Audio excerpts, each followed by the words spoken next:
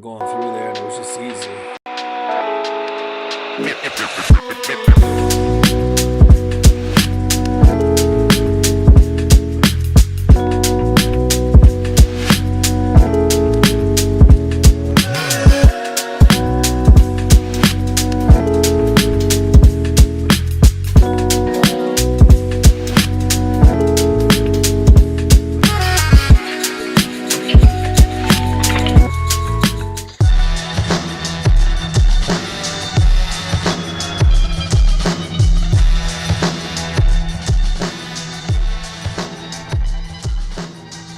Well, there's at least one of the top defensemen in the league playing in this game.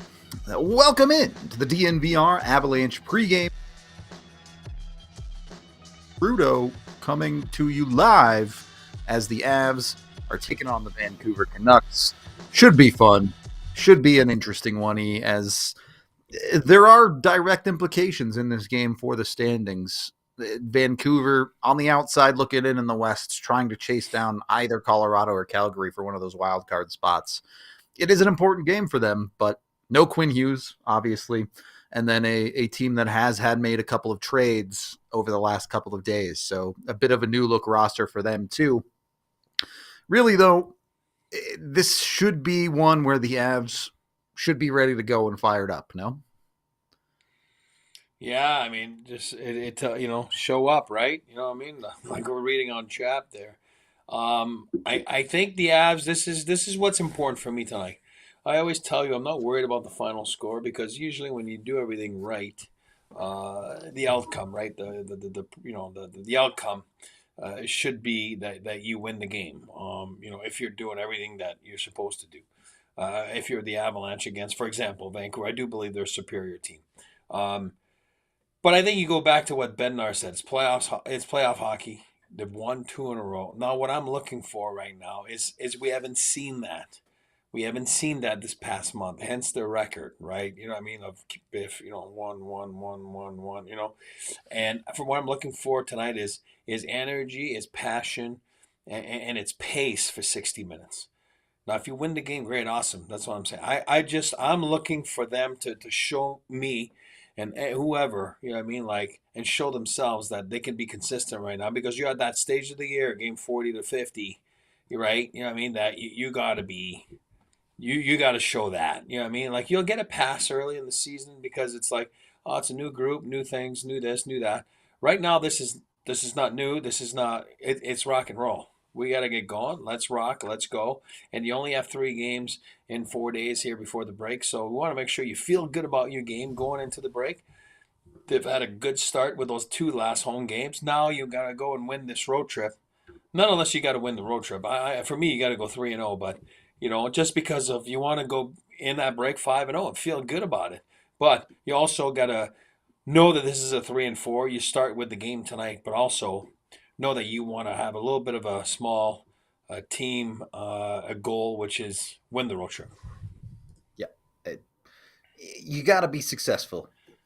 You really have to answer a little bit for the last stretch of the season if you're Colorado. Not that if they don't win tonight, it's not disastrous or anything, but if they want to be the team they're capable of being, you have to rattle off some wins here and feel good about yourself going into the break, put yourself in a good position, especially with what's going on around the league, with it looking like Minnesota just a couple minutes away from losing their game. So it's not just, hey, burying Vancouver, it's opportunity for the Avs to push forward in the standings upwards as well.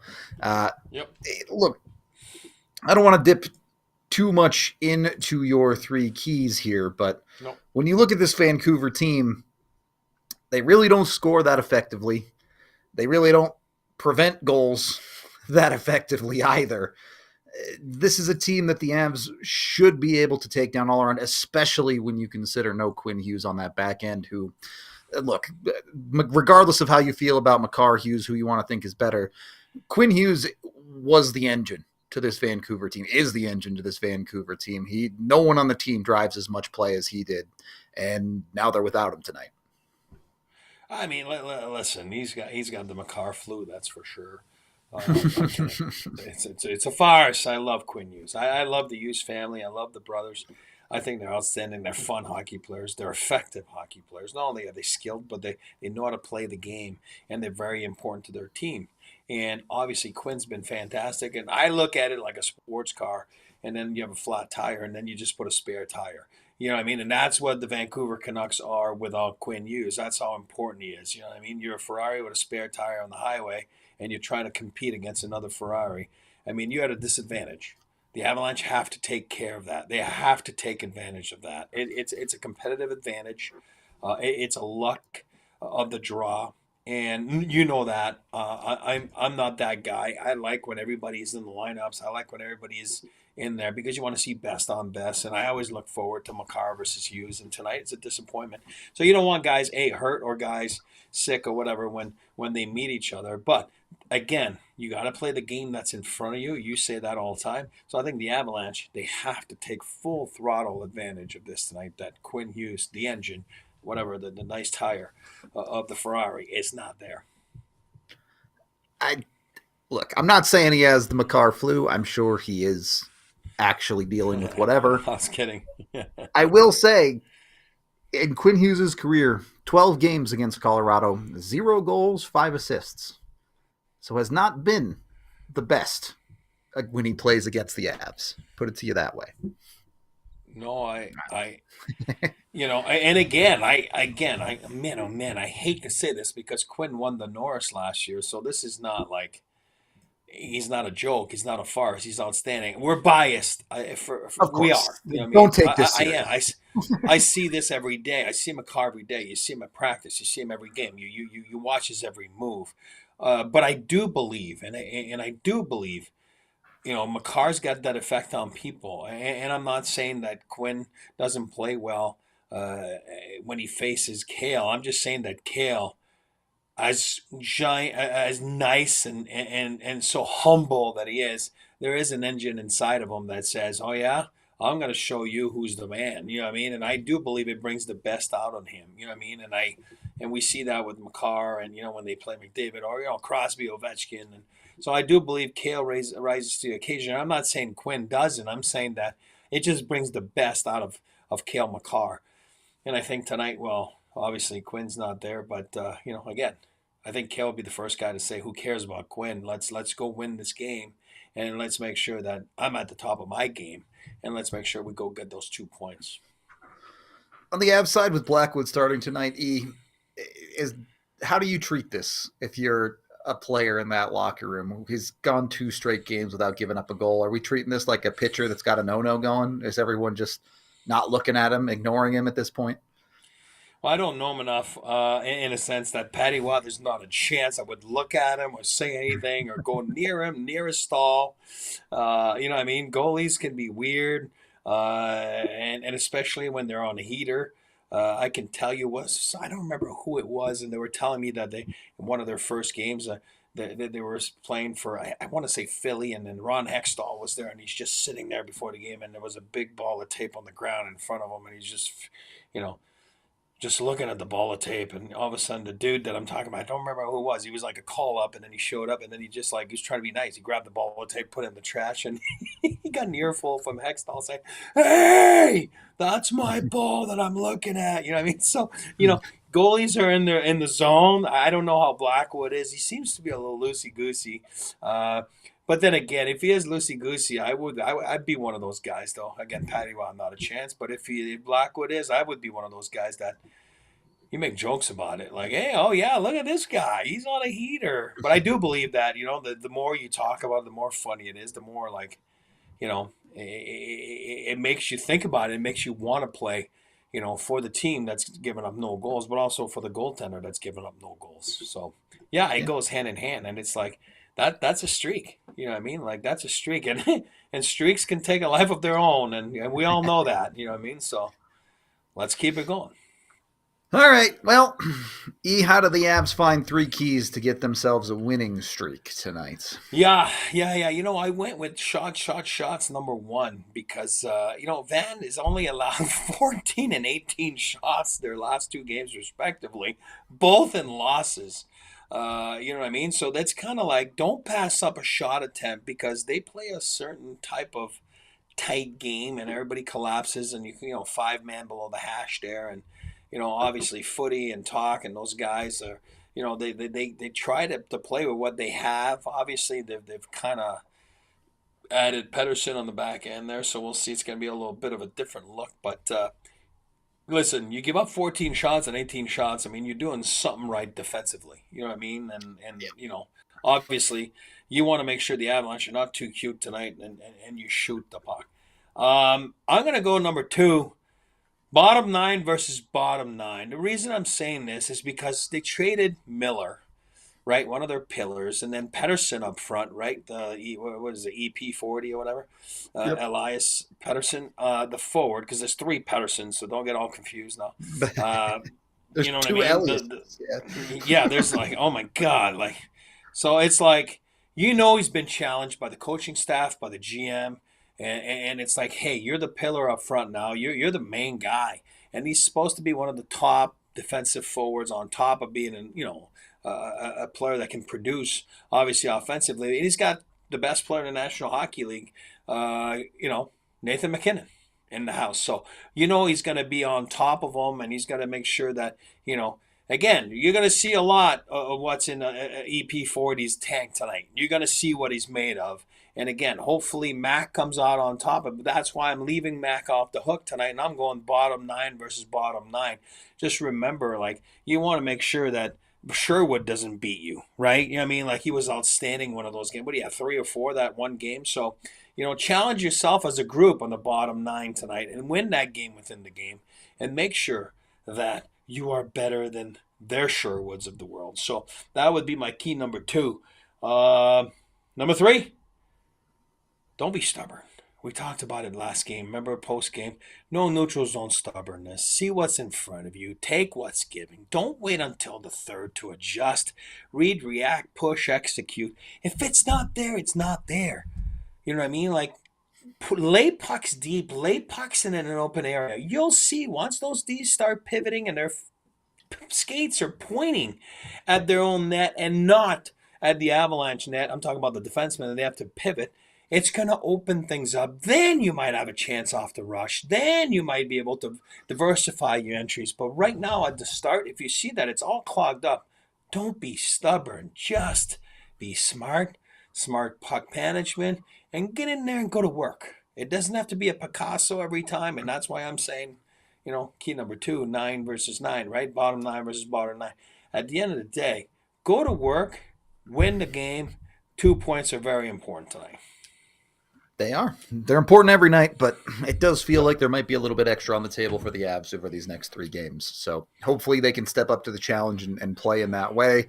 My third topic of the show was shots, just like your first key there, E. That's the Avs have had an interesting season when it comes to their shot generation in a bunch of different ways. There have been stretches of the season where they haven't generated enough shots. There have been stretches of the season where they're generating enough, but they're not the correct quality of shots. Even when they're generating enough, it feels like at times they're passing up high danger opportunities. And we've seen them correct this at times. When they get down and go to work, they can create the high quality shots, and they simplify and pull the trigger when they need to. But at what point is this just who Colorado is, and you have to live with that identity a little bit, as opposed to asking them to do things differently?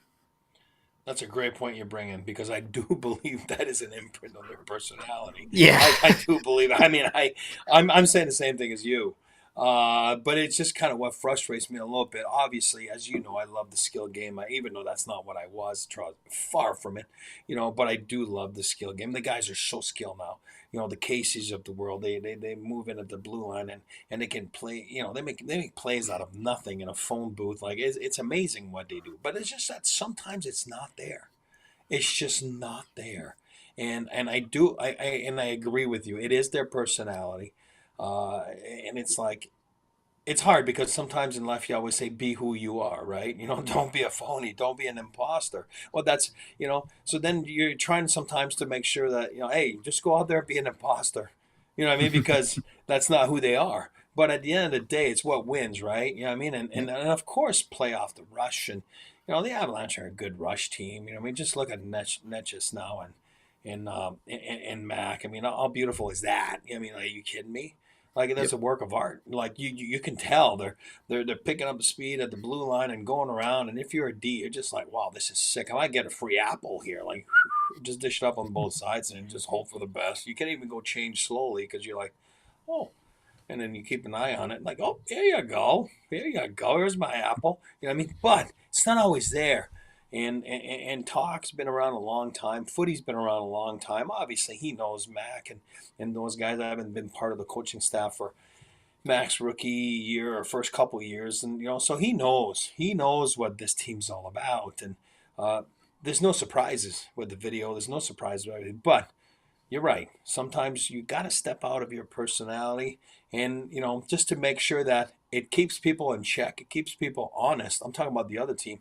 And then you get back to your personality. I mean, like, again, you're never going to ask a guy to, you know, hey, McKinnon, dump the puck in. You know what I mean? Like, come on, that's not his game. You know what I mean? That's not what Yeah. I'm saying. I'm saying, like, sometimes it is not there. And then you've already talked to Netchus and he's flying at the blue, and you know that you're just going to lay it soft into an area. That's not a dump in. It's a big difference. And you know me all the time. I always say it's all about being good dumps, right? You need good dumps. I mean, I'm not being stupid. You just need good dumps. Like Florida's the best team in the league at dumping the puck. And they were the most successful at it last year, and they won the Stanley Cup. So, you just got to be smart with it. And sometimes it just makes it open a little bit. It makes open the game. The game opens up, and then you get back to your personality. Yeah, I think that's fair. Uh, Look, 2 wins in a row is nice for Colorado, but realistically, over their last 10, they're 5-4-1, right? You have Yeah, to keep yep. pushing in the right direction if you're Colorado. This is not complacency is not allowed for where the Avs are right now, especially if they are serious about making a push for a seeded spot in the Central. Yeah, and that's why, like you said, 5-4-1, and you add three more wins to that, you're basically 8-4-1 in the last 13. If you win, again, there's a big ifs, but that's respectable, But Yep. having won the last five before going into the break, like I said, you do everything. The one that slips away in the scoreboard, so be it. You know what I mean? Like so be it. You know what I mean? Sometimes it just happens, but I think you got to lay it all on the table. You can't leave anything up for grabs tonight, especially the first game of a road trip.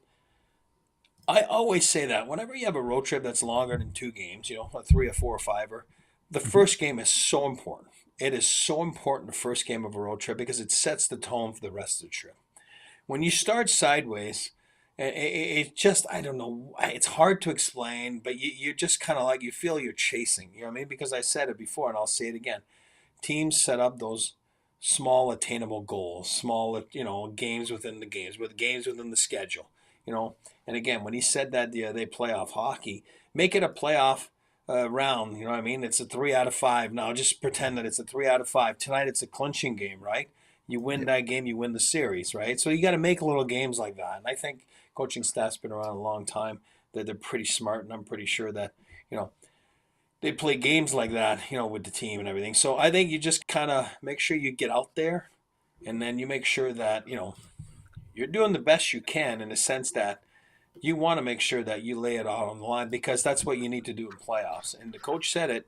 I didn't say it. You didn't say it. The coach said, "I'm treating this like it's playoff hockey the next 5 games." Yep. I mean, if you're going to play an away game, Vancouver sub 500 at home this year. So there should be a team that maybe they don't have their mojo at home or whatever it is. You should be able to take advantage of this one a little bit. The Avs should have an opportunity there. Let's get to the crystal ball, Betty. Give me a score. Give me a name. Where are we going with this? Yeah, you know what? I'm going to be stupid again. Blackwood is going to be my guy. The Home Depot. The Okay. wood All right. guy. I'm going 3-0 win. I'm keeping the gravy train going. I do believe Blackwood's going to be outstanding. Now on the goal side of things, I'm going to go the mayor of Denver with a double. The mayor of Denver with a double. Okay. All That's what right. I'm going with. 3-0. Three Cobb. Sorry, Talk. Sorry, Footy. Love you guys. But tonight, I do believe that the Avalanche, led by, obviously Jared Bednar and the playoff theme of a couple games ago, are going to be up to the task. And in the playoffs, you got to be good at home, but you also got to be good on the road. And this is a good test tonight, and a test that you got to remember the other team is a little shooken up. You know what I mean? Like with all the brouhaha that's been going on for whatever months. You know what I mean? With a couple of their pillars, and then obviously you got is this Pedersen's first game tonight on defense? No, was he there last game? Don't know.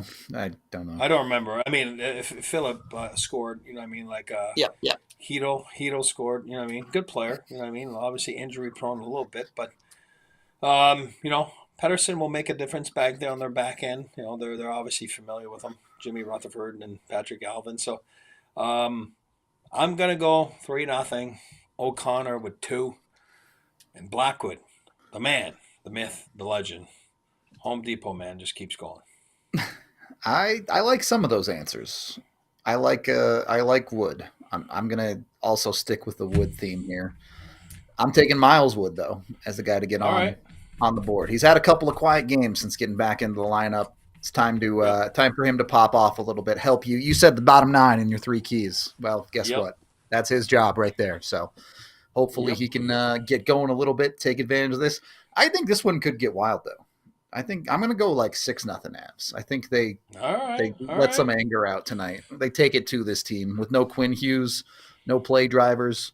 I think we see the Avs pop way off on this one. So, and you gotta pick the goose egg until proven otherwise. At this point, I'm picking the goose egg for Blackwood. You got to do that at the very least.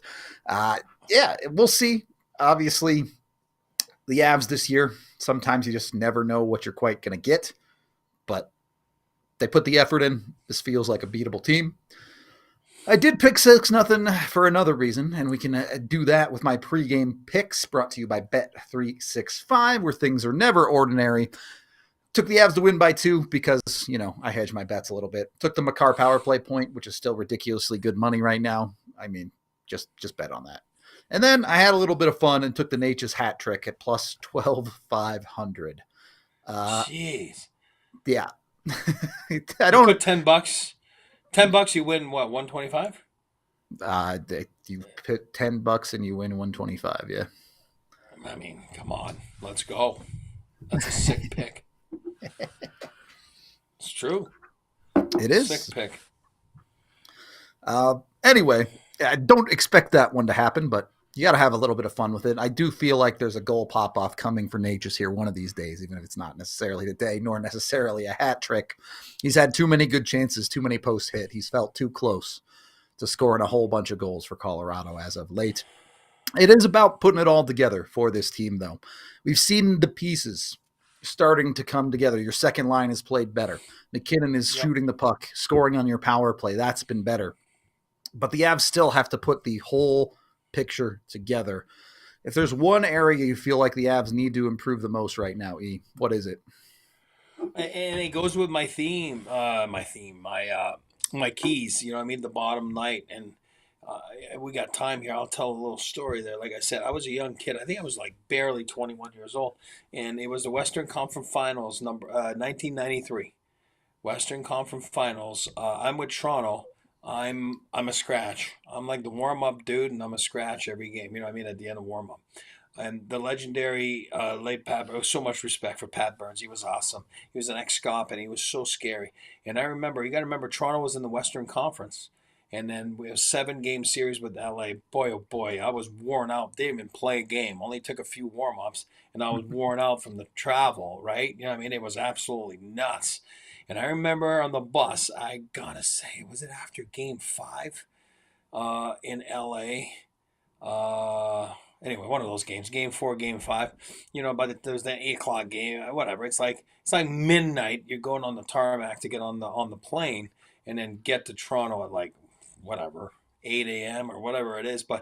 And I remember him standing up on the bus, and he just gave it to the fellas. And I'm talking about the bottom 6. He's like, we lost the game because of the bottom 6, and they're, Oz, whatever, like they're whatever. I don't remember who was it for LA, but you know what I mean. He goes, those guys beat our guys. You know what I mean, and that's on you. And I was like, sitting on the bed on my seat there, it didn't play, and I was shivering. I was scared. I was like, oh my god. And that's when I realized, I'm like, you know what, depth is important. You know what I mean? Depth is important. And sometimes when things are slow, like we've seen with the Avalanche a little bit, that's where my story goes. When the Avalanche are a little slow and the McKinnon and McCarrs are not putting up points early in the game, and you got to do your part. You know what I mean? And that's what I'm looking forward to. I want the guys to pick it up. And sometimes it's not even about scoring a goal. It's about changing the momentum or gaining the momentum or creating something where all of a sudden the game changes and you're important. I don't know if you saw the game a couple of nights ago. Was it Cooley that hits Peter Angelo? You know what I Yeah. mean? Like, and all of a sudden, like it's not about fighting. I don't care about the fight after, but it just kind of woke the next thing they won the game, and it's like it's a big play in a game. It's a physical game. Go draw a penalty. Go do something. Get the momentum back for your team. And I do believe that if you're not counted on to produce, you got to produce in different ways. And that's where I think a little bit the Avalanche have missed a little bit on that 10 games so of win, loss, win, loss, win, loss. I feel that sometimes the bottom nine is not being sparky enough, like a spark plug. So here's my story on, that's why I said the Pat Burns story. Where all of a sudden, like I was like, okay, you can impact a game. You know what I mean, without Yeah. scoring goals, and Yep. it always stuck with me. That's why I always bring it back. So that's what I'm looking forward to for the Avalanche. That all of a sudden, if they're not getting the momentum, they're not scoring goals, then you can get out there and make things happen and make things, switch in your favor. And all of a sudden, let the big fellas go to work. To confirm the Avs lineup tonight, tonight's third pairing will be Middleton and Malinsky. DeHaan, the healthy scratch. As usual, everything else the same. So Okay. the third pairing, Shillington not in just yet, despite being reactivated. He is a healthy scratch tonight, or at least that's what he's listed as. We do still expect Shillington to get in at least one of these games on the back-to-back coming up at the end of the week. But for tonight, he is not in. So same as usual for the Avs lineup. And, why would you make changes when you're running the way the Avs have the last two games? Is what it is. I don't really care too much about the details of the lineup if the Avs are doing things correctly, which they have done. So if you go out, if you get good performances from anywhere in your lineup, it's hard to complain, whether that's your bottom nine, your top guys, your defense, your goaltender. Right now, the Avs got to find that consistency. A win tonight would be, I don't know if you'd feel like the Avs are consistent if they win tonight, but it's certainly better than losing. I'll put it to you that way. Yeah, and then the Avs, they're beautiful, like you said. Look at the first period against St. Louis. Everything pulling together, from goaltending to power play to special teams to top end guys to bottom of the lineup guys. You put that together, wow, that's a dream right there. Love it. Yep. All right. Well, we are going to wrap up this pregame show. We do have a watch along coming your way, if that's your thing. And if not, of course, join us for postgame where we'll break down whatever happens in this one, win or lose. So should be a fun one. Hopefully, even if no Quinn Hughes, you still get to watch Cale Makar. And any day you get to watch Cale Makar is a good day. We appreciate all y'all hanging out. We'll talk to you in a few minutes. This has been the DNVR Avalanche pregame show presented by Coors Light. We all silly like the mayor.